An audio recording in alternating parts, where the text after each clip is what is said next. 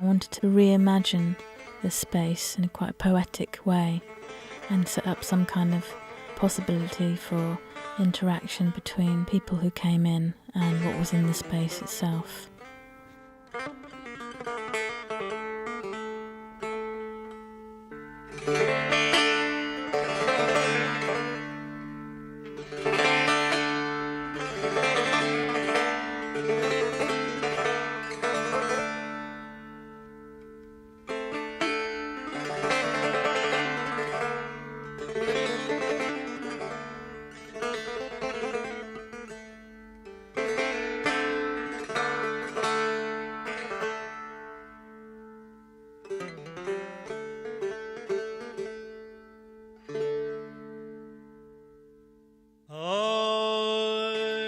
The starting point for the front room was, how would my living room tell you what it sees and hears through its windows?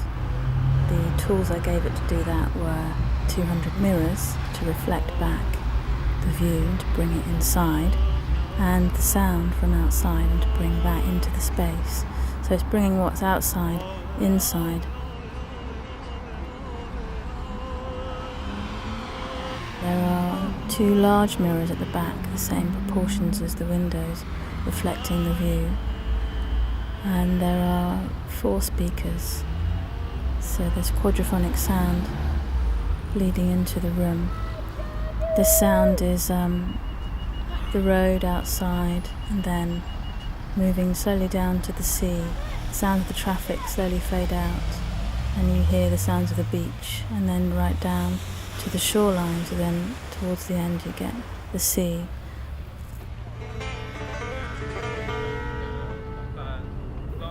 One of the influences that fed into this particular environment was my experience of shrines in Iran.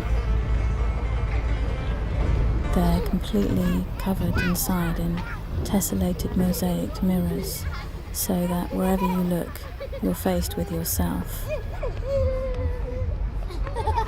It sets up a series of illusions which can make people feel quite uneasy but intrigued at the same time.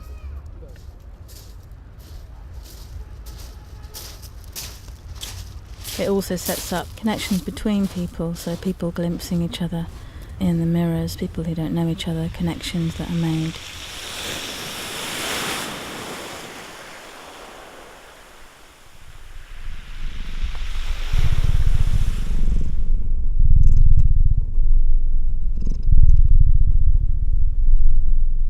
Colour and the purring that's resonating with the heart. It enabled some kind of opening of that.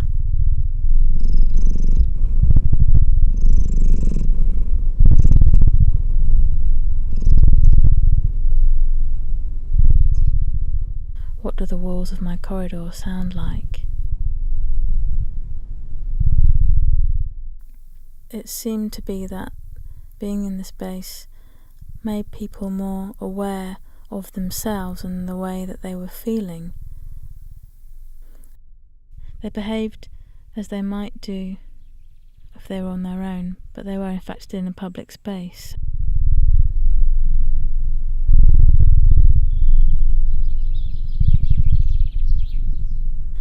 And as you move down, you hear birdsong.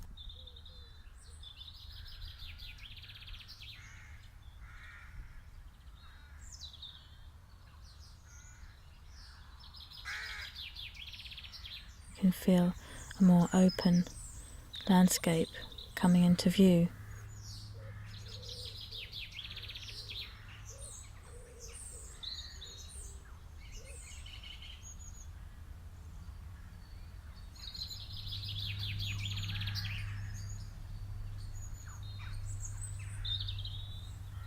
This is the final resting place, and I found that a lot of people spent a very long time in the space.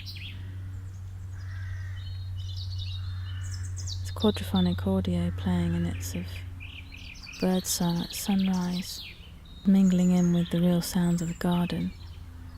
You're not really quite sure what's real and what's been recorded.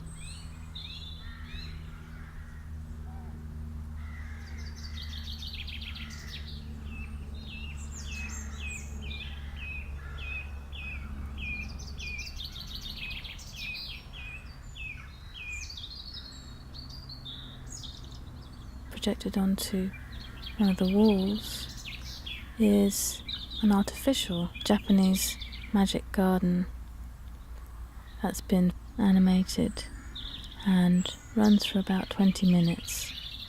In real time it would take about 10 hours to grow.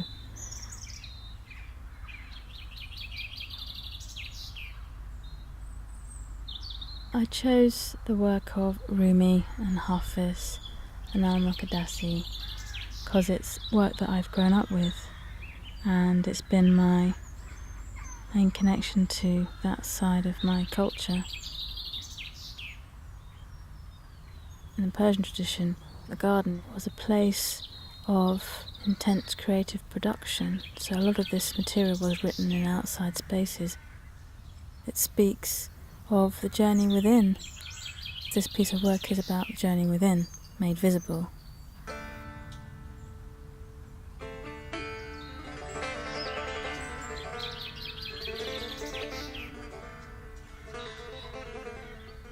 People are encouraged to just slow right down.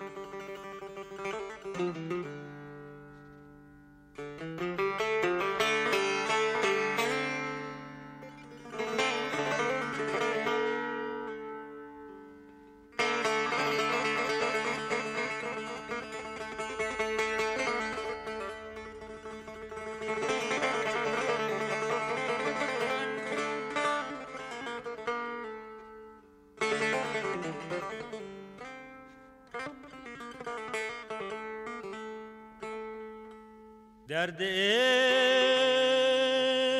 عشقی کشیدم که مباد